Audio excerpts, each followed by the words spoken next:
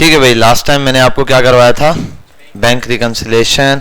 इस bank reconciliation वाले topic को यहाँ लेकर आते हैं। ये मैंने क्वेश्चन दिया था बैंक रिकंसिलिएशन का आपको, इसके हवाले से मैंने एक असाइनमेंट अपलोड कर दिया है, दिखा देता हूँ मैं आपको।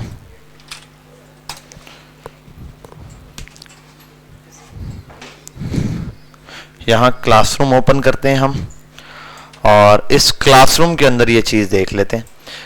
क्लासरूम है हमारा, कहाँ गया, S2G1 E2। ये असाइनमेंट है आपका फाइनेंस एंड अकाउंट्स के नाम से, ठीक, असाइनमेंट नंबर 3। यह असाइनमेंट आपकी क्लास में अपलोड कर दिया बैंक रिकंसिलिएशन का।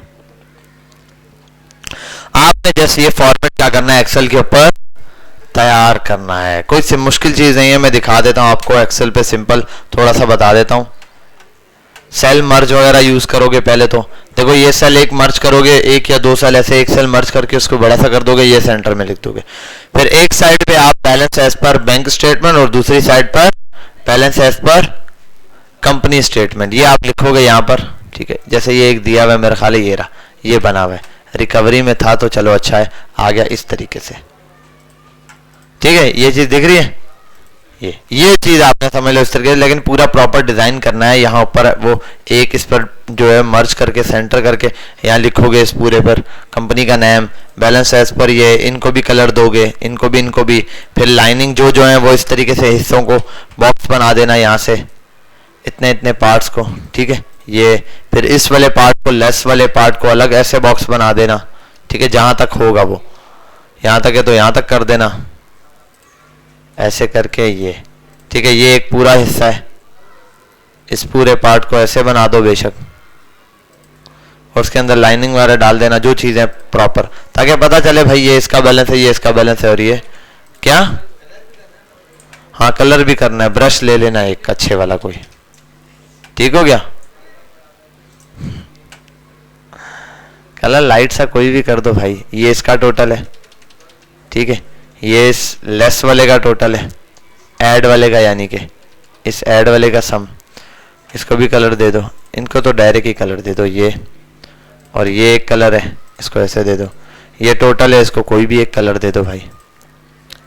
इसमें से इसको सम का फॉर्मूला लगा हुआ है, सम ये टोटल इसका सम है, ये टोटल इसका सम है। इसमें ये वाले में ये और ये दोनों ऐड हुए और से माइनस हो गया ये पर्पल वाला E10, ये फॉर्मूला लगाया। अब ये एक का है बैलेंस एज पर, दूसरे का भी आप सेम बनाओगे ऐसे ही, इसका जैसे बनाया है सेम चीज आप दूसरे का बना। तो ये एक असाइनमेंट अपलोड किया, ये एक असाइनमेंट आप लोगों ने क्या करना है, कंप्लीट करना है। अब हम थोड़ा सा आगे चलते हैं अगले टॉपिक की तरफ। मैंने यहां दिए हुए थे प्रेजेंटेशन के ग्रुप्स,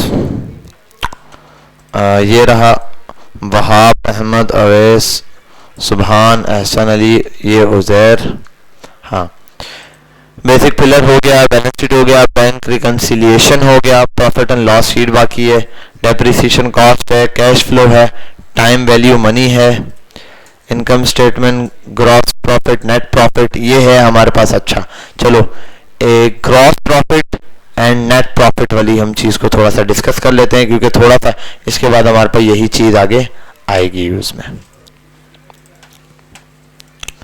इसके लिए हम एक काम करेंगे, यहाँ आते हैं, ये नहीं, एक्सेल ओपन कर लेता हूँ। एक्सेल पे ही मैं आपको ग्रॉस प्रॉफिट या नेट प्रॉफिट बताऊंगा।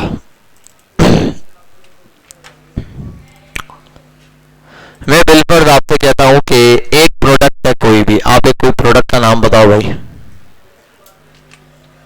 शूज ले लेते हैं, ठीक है, यहां आ जाता हूं। चलो, प्रोडक्ट जो है वो कोई प्रोडक्ट नेम है, इसको ले लेता हूं।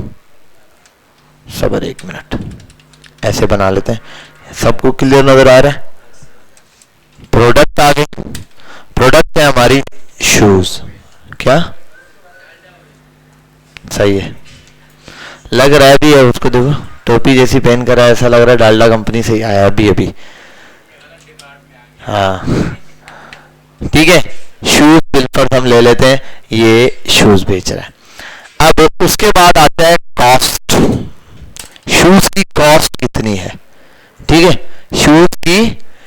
ये कॉस्ट कौन सी, ये है मैन्युफैक्चरिंग कॉस्ट। कौन सी कॉस्ट है, मतलब ये कि कितने में शूज बना है, सीधा वही कॉस्ट।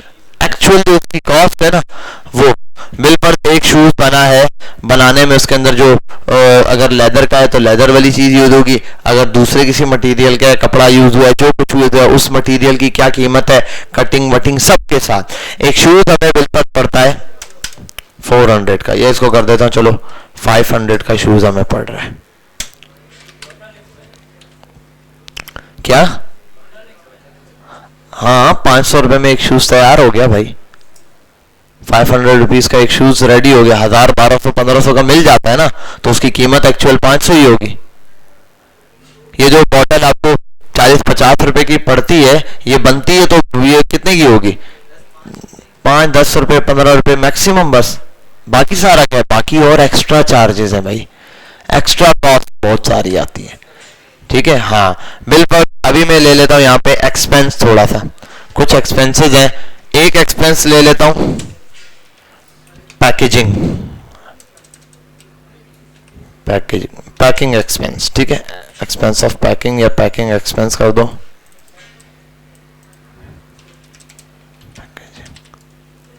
पैकेजिंग, ठीक है।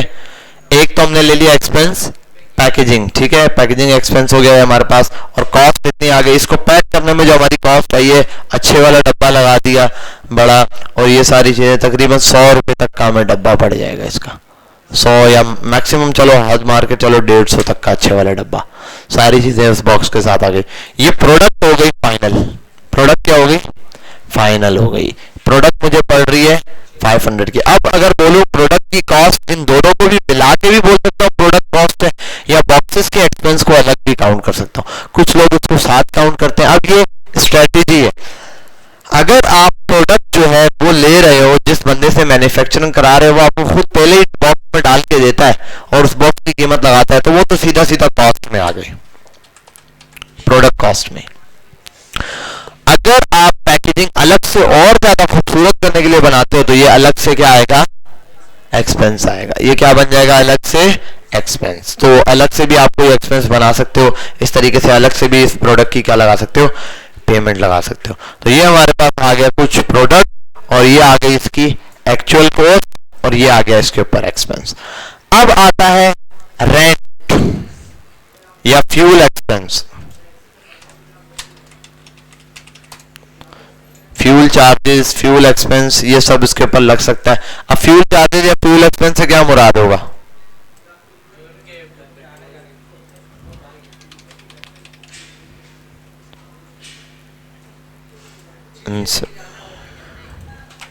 हाँ, चीज को लेकर आने के लिए हमें जो एक्सपेंसेस लगे हैं वो सारे के सारे क्या हो जाएंगे, इसमें काउंट हो जाएंगे। थोड़ा सा इसको यूं, बेटा वो अब गाड़ी आप किस गाड़ी में मंगवा रहे हो वो अलग है, वो मेंटेनेंस एक्सपेंस अलग हो जाएगी, वो एसिड्स की मेंटेनेंस एक्सपेंस। अगर गाड़ी आपकी अपनी है, आपने रक्षे में डलवाया, रक्षे वाला आते हुए रक्षा खराब हो गया, तो पैसे तुमसे लेगा, फिर खत्म बात। अपनी गाड़ी होगी तो वो तो अलग है, वो इसमें थोड़ी डलेगी, इसके अंदर कॉस्ट उसकी नहीं डलेगी, इसकी कीमत में सिर्फ फ्यूल लगेगा। फिर तो बोलोगे आते हुए रास्ते में भूख लगी, कुछ खा लिया, वो भी इसको लेते हुए खाया, तो वो भी इसमें डलेगा। दोस्त को साथ ले गया, दोस्त ने भी कुछ खा लिया, क्या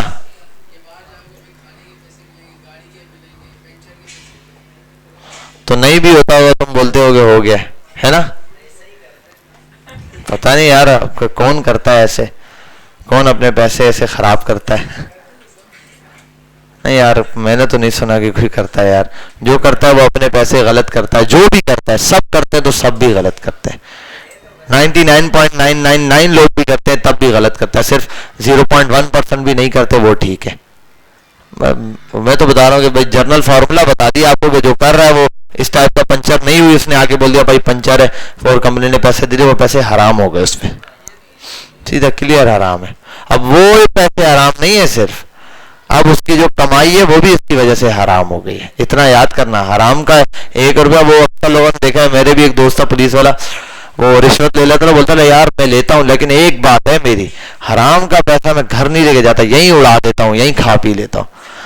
भाई तू जितना बोल दे वही सिंपल सी मिसाल है कि आप एक पानी के कतरे के अंदर गंदा पानी मिला दो, गटर का पानी मिला दो, और आप बोले एक कतरा मिलाया, मैं तो वो साफ वाला ही पानी पीऊंगा। भाई मिक्स हो चुका है, अब कुछ नहीं हो सकता है ना। अब वो पूरा पानी क्या हो चुका है, गंदा हो चुका है। अब तू पूरा पी, कहीं से भी थोड़ा भी, सारे ही गंदा है। जब तक तू बिल्कुल उस चीज से तौबा ना कर ले, उस चीज को छोड़ ना दे और दोबारा से कोई नई शुरुआत ना करे, तब तक तो उसका रहेगा ही। ठीक, अच्छा अब आते हैं यहाँ पर फ्यूल एक्सपेंस। अब फ्यूल एक्सपेंस कैसे कैलकुलेट किया जाएगा, फ्यूल एक्सपेंस कैसे कैलकुलेट होगा, कोई आइडिया?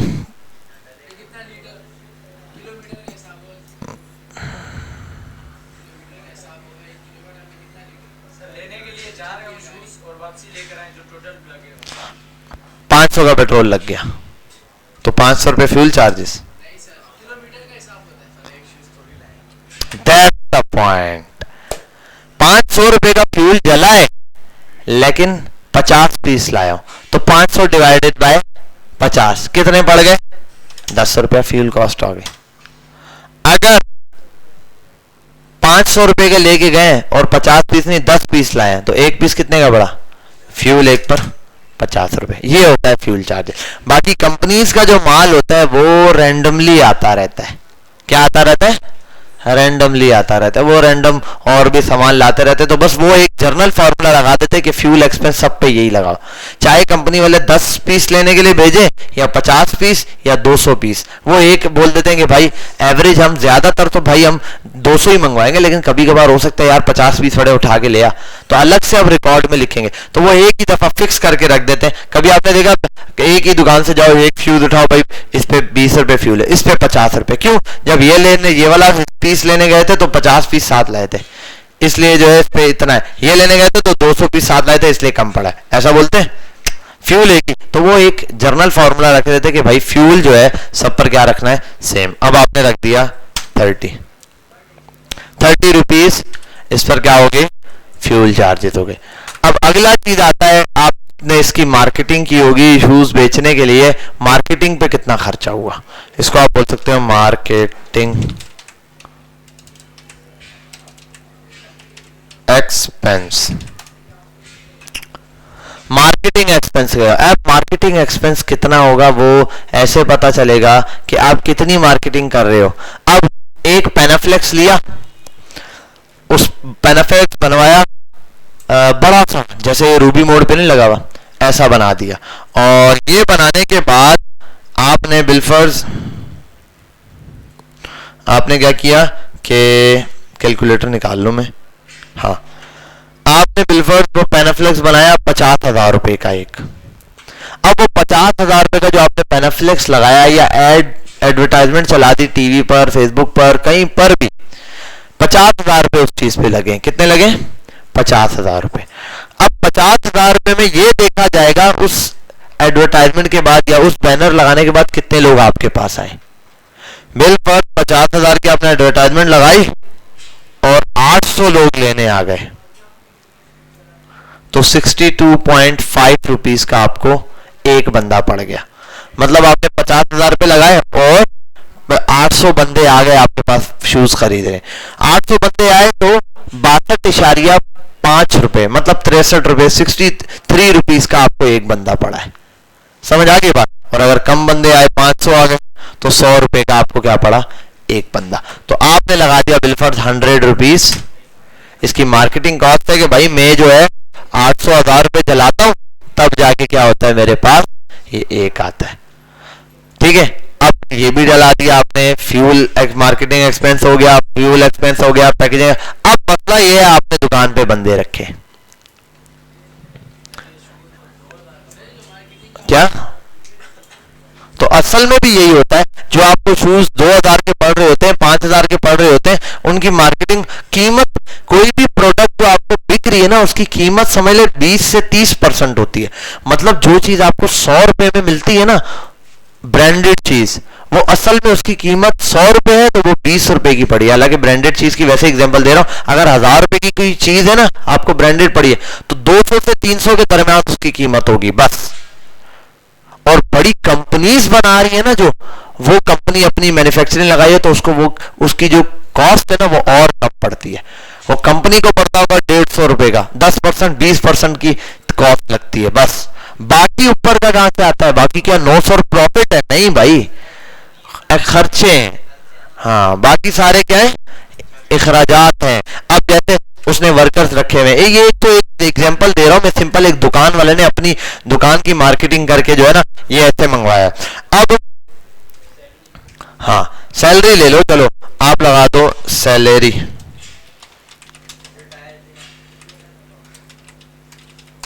अबे मार्केटिंग के अंदर एडवर्टाइजमेंट सब आता है।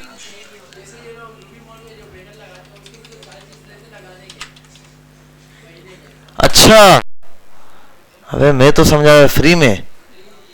मैं अभी फारसी बोल रहा था थोड़ी देर पहले। तुम्हें फारसी नहीं आती है? ओए होए, क्या करें यार, इस बेचारे को फारसी नहीं आती है। मैं फारसी में समझा रहा था, अभी कोयती में समझा दूंगा।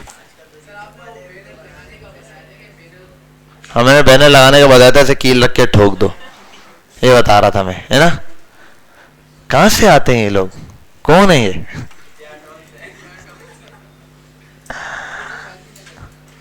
अब वो ये कुछ होते हैं। अब इस बच्चे का एक फोकस होता है पूरे, कुछ बच्चे पढ़ने आए हुए हैं बहुत सारे, इस बच्चे का पूरी इसमें एक ही फोकस होता है कि पूरी क्लास तवज्जो से पढ़ रही है। मजा नहीं आ रहा, मैं को ऐसे चुल मारूं कि सारे एक दफा हंसें और मेरी तरफ देखें, वाह यार हारिस ने क्या बात की है, क्या ही बात है, हारिस तो क्या जोक मारता है। फिर लाइफ में ये होगा, बाद में हारिस का जोक ही बन के रह जाएगा, हारिस वहीं का वहीं रह जाएगा, जोक बन जाएगा। जो अभी तू बातें कर रहा है वो जोक से भी बदतर है। एक तो होता है जोक, एक होता है चुल मारना, एक होता है ठंडी चुल मारना। वो मार रहा है अभी तो।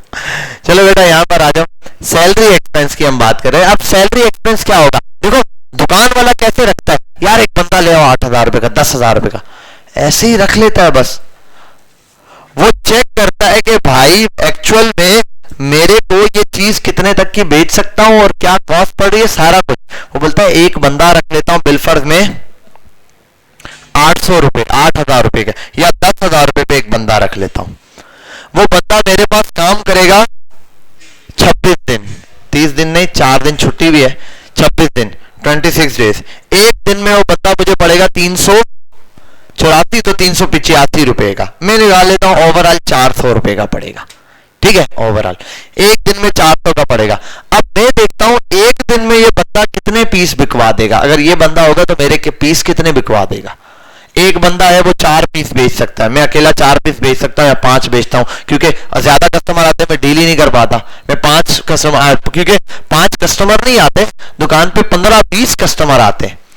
ठीक है, 30 भी आते हैं, 15-30 आते हैं तो मैं 20 को डील कर पाता हूं, 20 में से कोई 4 खरीदते हैं और 10 चले जाते हैं क्योंकि मैं डील नहीं कर पा रहा। तो मैं अगर एक और बंदा रख दूं तो मैं अगर 4 ला रहा हूं, ये कितने ला सकता है? बिलफर्ज ये बंदा जो है वो 6 कस्टमर ले आता है या 7 कस्टमर ले आता है, या बिलफर्ज 6 ले आता है। 6 लेकर आता है तो एक पीस पर मुझे इस बंदे की कीमत कितनी पड़ रही है? 66 रुपीज। अगर ये ज्यादा पीस बिकवा देता है बिलफर्ज, मैंने कहा यार एक दिन की सेल बढ़ाओ, सेल कितनी कर, उसने कहा यार सर मैं आपके 10 पीस बिकवा दूंगा, 40 रुपए में पर पीस ये बंदा मुझे पड़ रहा है। हाँ क्या? अरे 400 रुपए पर डे का पड़ रहा है ना। तो एक पीस पे ये मुझे कितने का पड़ रहा है? 10। यानी कि अगर एक पीस पे सैलरी की वो लगाऊंगा तो 40 रुपए इसका सैलरी एक्सपेंस है एक बंदे का। एक पीस बिकेगा समझ लो इसके 40 रुपए निकल गए। 10 पीस दिन के बिके 400 रुपए पूरे, शुक्र है इसकी दिहाड़ी भी निकल गई और मेरा प्रॉफिट। अब मैं इसको टोटल करता हूं, पहले आ कितना आ रहा है, असल क्या है, टोटल या नेट कॉस्ट, नेट कॉस्ट। ठीक है, नेट नेस्ट लिख दिए। नेट कॉस्ट कितनी है? अभी तो हम सिर्फ कॉस्टिंग कर रहे हैं। क्या कर रहे हैं? कॉस्टिंग। कॉस्टिंग का मतलब अभी हम सिर्फ इस चीज की कॉस्टिंग निकाल रहे हैं। मैं कर देता हूं SEM सम,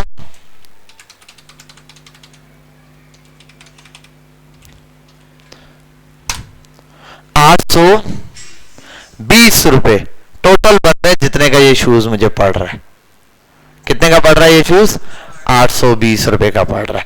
अब कितना प्रॉफिट मैंने रखना है अपना, उतना प्रॉफिट रख के इसको भेज दूं। भाई ये शूज मुझे पड़ेगा, मेरे कस्टमर सैलरी एक्सपेंस निकाल के बंदा रख सकता हूं, इसमें मैं 10,000 रुपए वाला बंदा रख दूं, 500 रुपए वाला कोई शूज ढूंढूं, 150 रुपए की उसकी अच्छी वाली पैकेजिंग कराऊं, 30 रुपए जो फ्यूल आने जाने का खर्चा होगा वो लगा दूं, 100 रुपए इसके मार्केटिंग कॉस्ट एक का लगा दूं, सैलरी एक्सपेंस, अब ये 100 रुपए मैंने चला 50,000 रुपया, 50,000 रुपए में मेरी भर्ती है, एक बड़ा बैनर लगा दूं रूबी मोड़ पे, या छोटे छोटे काफी सारे बना के 24 की मार्केट में फैला दूं अगर मेरी फिजिकल दुकान है, ताकि लोग गुजरे और बार बार देखें।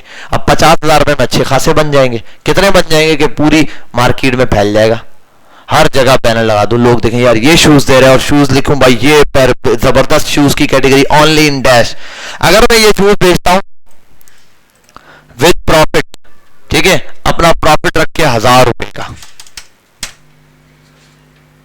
ठीक है, ये अब कितने का बेच रहा हूं इसकी एक्चुअल कॉस्ट मेरे पास ये आ गई है, ठीक है। अब हम जरा देखते हैं प्रॉफिट की, और मैं ये नेट कॉस्ट की आ गई। अब मैं बेच कितने रहा हूं, सेलिंग प्राइस,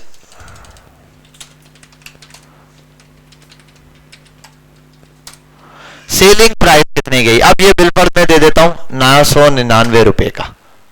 कितने का बेच रहा हूं, 999 रुपए। अब यहां आते हैं जरा, मैं बोलता हूं ग्रॉस प्रॉफिट क्या है और नेट प्रॉफिट क्या है, और ये क्या है, ग्रॉस अमाउंट या ग्रॉस प्राइस बोल दो आप इसकी, ये जो है ना वो सारी चीजें इंक्लूड किए बगैर ये है।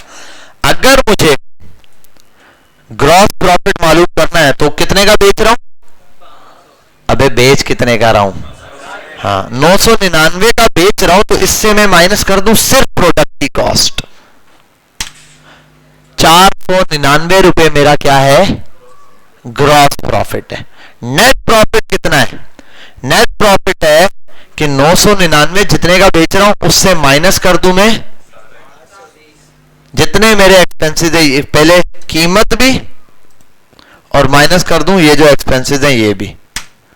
अरे एक मिनट, मैंने तो मेरे ख्याल सारे ही माइनस कर दिए, डबल माइनस कर दिया, सॉरी। हम आते हैं यहाँ पे, ये सारी चीजें A to Z 820 भी माइनस कर दिए शायद मैंने, ठीक है, ये 820 डायरेक्ट आप निकाल लो, सारी चीजें माइनस करके ये कितना बच रहा है, 179 रुपीज मेरे पास क्या बच रहा है, नेट प्रॉफिट एक पीस पे बच रहा है। अब एक दिन के अगर मैं 10 पीस निकालता हूं,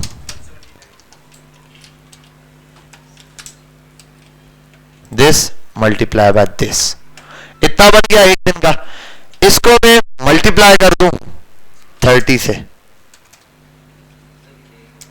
या 26 कर दो 26 दिन से, 46,540 रुपए दुकान पे तनख्वाह देने के बाद, नेट प्रॉफिट निकालने, सब कुछ निकालने के बाद एट द एंड मेरे पास 46,540 रुपए बिकेंगे अगर रोज के 10 पीस बिके। रोज के 10 पीस का मतलब है 10 मल्टीप्लाई बाय 26, 210, सॉरी रिक्वेस्ट मिला है, 260 पीस बेचना है मैंने बस। अगर मैं ज्यादा बेच दूं, अगर मैं पर डे में ज्यादा बेच दूं, 10 पीस है ना, ये मैं कर दूं 20 पीस बेच दूं, 93,000। कम बेच दो भाई, तुम 5 पीस बेच दो, तब भी तुझे 23,270 रुपए ऐसे ही बचते हैं। ईद का सीजन आ गया तो पर डे में तू भाई 150 पीस निकाल दे, चल वो छोड़ दे, पर डे में हमने 10-20 लगाया था ना, 50 पीस रोज के तू निकाल रहे, 2,32,700 रुपए सब तनख्वाहें सब निकाल के, इससे तू ईद के सीजन में चल तूने बंदे ज्यादा रख दिए, 4 बंदे और रख दिए, 4 बंदे रख दिए तो ये क्या है 40 है, तूने कहा 100 ये सब रखे तो 416 160 रुपए के हिसाब से रख लिए, ये कितना, फिर भी 76,700 रुपए इन सब की तनख्वाह निकालने के बाद तुझे सीधा सीधा बचता है। हाँ अबे भाई एक दिन में नहीं, महीने का बता रहा हूं मैं, अजीब बात। कारोबार नहीं शुरू कर दे, मसला ये बिकेगा किधर, 150 पीस कौन बेचेगा। हाँ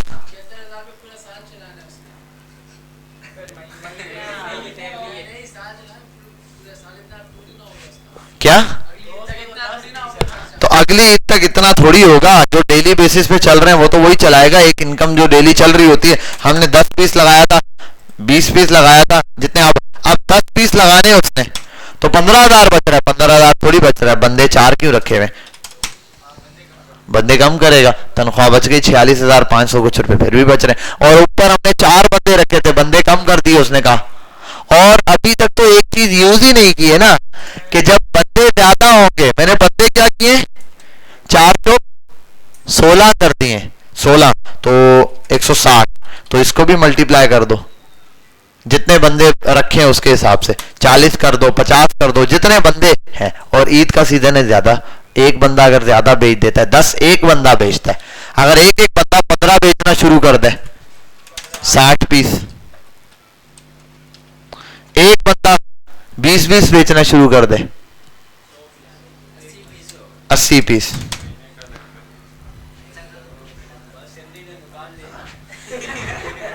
सिंधी है ये, अच्छा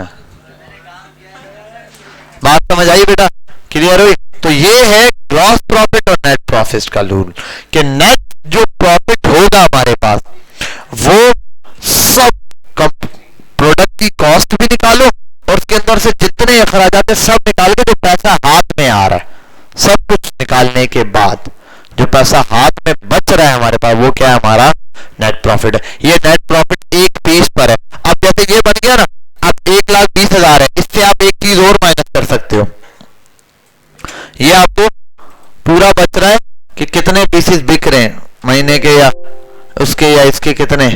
और एक और बात, हम एक चीज तो भूल ही गए थे, हम तो बोल रहे थे महीने का, एक बात तो देखी नहीं, हम 10 पीस दिन के बेच रहे थे। तो अगर 4 बंदे रखे, 40 पीस रोज के बेच रहे, तो 61,360 रुपए पर डे बच रहा है, पर डे इतने बिक रहे हैं अगर 40 पीस। ऐसे 40 पीस हमने लिखे हैं, लेकिन 40 पीस बहुत बड़ी क्वांटिटी है बेचना। आपको पता है दुकान पे एक कस्टमर जाता है शूज लेने, वो पूरी दुकान निकलवा के रखता है, उसमें से एक चुनता है और फिर जाता है। तो ऐसे मुश्किल से 10, 15, 20 कस्टमर सारे बेचते होंगे वो लोग, ठीक है। तो उस हिसाब से ये आ रहा है। तो सैलरीज भी सारे एक्सपेंसेस निकाले। अब इसमें क्या एक्सपेंसेस हो सकते हैं, एक्स्ट्रा एक्सपेंसेस भी आप निकाल सकते हो भाई, कि आज के दिन बिल फॉर, ये तो हो गया, अब इसके दिन बिल फॉर मिसलेनियस एक्सपेंस अलग से कर दो, इसका इससे ताल्लुक नहीं होगा, ये अलग से रहेंगे, आप रख लो। मिसलेनियस एक्सपेंस इनको बोलते हैं, स्पेलिंग देख लेना। बिल फॉर खाने पीने का या छोटा मोटा और अखराजात हो गए, कहीं बाहर जो है, जैसे बल्दिया में तो मट्टी गिरती है, गधा गाड़ी वाला बुला लिया, पानी डलवा दिया, सफाई कर दी, कोई सफाई वाले को बुला लिया, कोई और छोटा मोटा काम करा दिया, चाय वाय पी ली, कोई दोस्त आ गया, ठीक है, ऐसे एक्सपेंसेस हो गए। ये कितने हो गए, 1,000 रुपए। तो इससे 1,000 रुपए पर डे का कर लो भाई तुम, पर डे 60,000। अब ये जितना पर डे है, 2,000 है, 3,000 है, 4,000 है, और ये एक्चुअल में लोग कमा भी रहे होते हैं, ये नहीं कमा रहे भाई। आप ये देख लो, चलो ठीक है, एक दुकान पे नॉर्मली आप देखो कितने बंदे होते हैं, 2 बंदे होते हैं ना, आम दुकानों पे, आमतौर पे बड़ी दुकानों को छोड़ के, बड़ी दुकानों 2 बंदे होते हैं, 10,000 रुपए सैलरी है, 15 भी है भाई, 15 के हिसाब से डिवाइड कर दो, 15 को एक बंदा अगर 10 पीस रोज के बिकवाता है या 5 पीस भी बिकवाता है, तो 15,000 डिवाइडेड बाय, ये 15,000 डिवाइडेड बाय, मैं कर देता हूं 10 पीस पहले किए थे, नहीं कितने पीस किया कि क्या किया था, मैं तो फॉर्मूला ही भूल गया।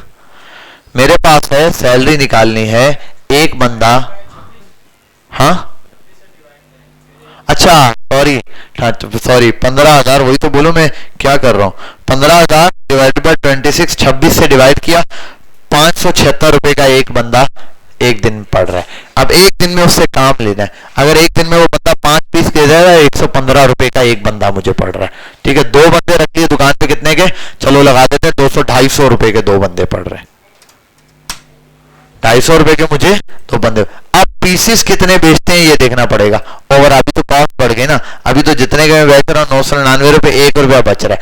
अब अगर मैं इतने का बेच रहा हूँ तो मैं 1,000 रुपए में नहीं बेच सकता, कहाँ गया ये, इतने में नहीं बेचूंगा, क्योंकि 1,030 रुपए तो इसकी कॉस्ट पड़ रही है मुझे। कितने बढ़ रही है, 1,030 रुपए। तो अब ये मुझे शूज महंगा बेचना पड़ेगा। अरे बिल फॉर मैं इसको दे देता हूं 1500 का भाई। और यार ये क्या था, फॉर्मूला था यहाँ पे, ये कर देता हूं 250, माइनस में आया, यहां कर देता हूं 1500। अच्छा इधर तो ठीक है, यहाँ मैंने फॉर्मूले में 999 लिखा हुआ है, यहाँ में जो ये सेल सेलेक्ट करना है। ओके हो गया, ठीक है। ये और 40 पीस तो खैर नहीं बेचेगा, एक दिन में मैंने 5-5 लगाए, दोनों मिलके 10 पीस बेचते हैं तब भी ये बच रहा है। समझ आ रही बात? तो इस तरीके से आपने पर डे कॉस्टिंग भी निकाल सकते हो। ये आपके पास पूरा, अब कोई भी बिजनेस है ना वो इसी लेवल पे चल रहा होता है। नेट प्रॉफिट, ग्रॉस प्रॉफिट का ये रूल होता है, और प्रॉफिट निकाला इस तरीके से जाता है, उसमें कॉस्टिंग वॉस्टिंग एक्सपेंसेस बहुत सारे, अभी तो और छोटे छोटे बहुत एक्सपेंस हो सकते हैं। क्या एक्सपेंस हो सकते हैं? क्या? हाँ वो तो क्वांटिटी वगैरह, क्वांटिटी आप कम ज्यादा कर सकते हो। अब तो क्या है, अब तो हमने छेड़ा है थोड़ा सा इसको, ठीक है। हाँ हाँ हाँ, अब वो है ना, मैंने कहा ना एक्चुअल जो उसके बाद लास्ट कीमत आएगी भाई, तो अभी इसमें रेंट है, लेकिन रेंट वगैरह ये ऐसे हैं कि ये उस चीज के कॉस्ट में नहीं डलता, उस चीज की कॉस्ट में नहीं लगता। ये जब मंथली पेमेंट बनती है ना, जैसे एक साथ जो बच रहा है 2 लाख बच रहा है, 3 लाख 4 लाख, उसके अंदर से माइनस होते हैं, तो वो एक अलग नेट प्रॉफिट निकलता है। ये पर कॉस्ट पे, पर पीस पे नेट प्रॉफिट क्या है वो पता चलता है। ये पर पीस पे नेट प्रॉफिट क्या है वो पता चलता है। पर पीस पे नेट प्रॉफिट आपको 150 बच रहा है, आपने दिन के 10 बेचे, 1500 बन गए, ठीक है। 10 बेचे, अगर 150 रुपए पर पीस पे सब कुछ छोटे मोटे खर्चे निकालने के बाद बच रहा है, 15,000 रुपए बच रहे। अगर आपको 200 रुपए बच रहा है तो 20,000 रुपए बच रहे। अगर आपको एक शूज पे 300 रुपए पर डे बच रहा है, 10 शूज आपने बेचे, एवरेज 10 से ज्यादा ही बिक रहे हो, तो 300 रुपए अगर आप बेच रहे हो तो कितना बच रहा है आपको? 3,000 रुपए पर डे का। किसका? यार ग्रॉस प्रॉफिट का मैंने वो फॉर्मूला वगैरह चेंज कर दिया, ग्रॉस प्रॉफिट से ये वैल्यू चेंज करोगे आप, इससे ये नहीं निकालोगे, 1500 से ये कॉस्टिंग निकाल लोगे। हाँ, ग्रॉस प्रॉफिट क्या, एक्चुअल कॉस्ट 1,000 रुपये आ रहा है कि भाई इसमें से इन सबको निकाल दो, बाकी जो भी एक्सपेंसेस बचते हैं वो सब आपने निकाले तो आपके पास ये आ रहा है। और ये मैंने फॉर्मूला पता नहीं किस किस चीज को सिलेक्ट किया है, यहाँ कॉस्टिंग ही है, तो 1,000 रुपीज इस पे क्या है, ग्रॉस प्रॉफिट बच रहा है। फिर नेट प्रॉफिट क्या है, अब ये जो कीमत आ रही है ना 300 बच रहे, अगर 300 मल्टीप्लाई बाय 10 करूंगा तो 3,000 रुपये पर डे, ठीक है। 3,000 रुपये पर डे आ रहा है, तो 10 दिन का कितना बन रहा है? 30,000, और 30 दिन का 90,000। अब उस 90,000 जो बच रहा है ना वो अब होगा हमारा ग्रॉस प्रॉफिट मंथली। प्रोडक्ट पे ग्रॉस प्रॉफिट अलग निकलता है, मंथली बेसिस पर अलग निकलता है, ठीक है। ये प्रोडक्ट का ग्रॉस प्रॉफिट था, अगर मंथली निकालना है तो जो 90,000 रुपया बचा वो क्या था? Gross profit. अब नेट प्रॉफिट वो कब होगा? दुकान का किराया भी उससे निकाल दो और बिल वगैरह भी उससे निकालो। कुछ लोग ऐसे होते हैं एक्सपेंसेस भी ऐसे नहीं रखते, यहां से हटा देते हैं, पर पीस से हटा देते हैं, कैलकुलेट रखते हैं यहाँ पर, लेकिन पर पीस के हिसाब से देते हैं, जो नेट प्रॉफिट आ रहा है उससे देते हैं। नेट प्रॉफिट ज्यादा कर लेते हैं, पर पीस पे बोलते हैं 250 रुपए नहीं बच रहा, 250 रुपए के हिसाब से, लेकिन पीस 1500 का ही बेचेंगे, 1500 का ही पीस बेचेंगे, तो 1,86,000 कुछ बच रहा है, इसमें से अब वो वाली चीज खुद माइनस करेंगे। अब जो सैलरी देनी है वो खुद देंगे इसमें से, फिर रेंट निकालेंगे, फिर इलेक्ट्रिसिटी बिल और बाकी जो बिल बचते हैं वो सारे बिल्स निकाले जाएंगे, तो इनको एवरेज पता चल जाएगी कि क्या एवरेज आ रही है। बात समझ आई? क्लियर है? कोई प्रॉब्लम तो नहीं है? नेट प्रॉफिट का कॉन्सेप्ट समझ आ गया कि नेट प्रॉफिट क्या होता है और ग्रॉस प्रॉफिट क्या होता है? कोई प्रॉब्लम है यहाँ तक? अब बताओ जरा, कोई बच्चा एक्सप्लेन करे what is gross profit and the what is net profit. Net और ग्रॉस प्रॉफिट के अंदर क्या डिफरेंस होगा? कोई भी एक थोड़ा सा एक्सप्लेन कर दे ताकि बात समझ आ जाए। हसीब खड़े हो जाओ, कोई पूछ ले आपसे कि नेट प्रॉफिट और ग्रॉस प्रॉफिट क्या है।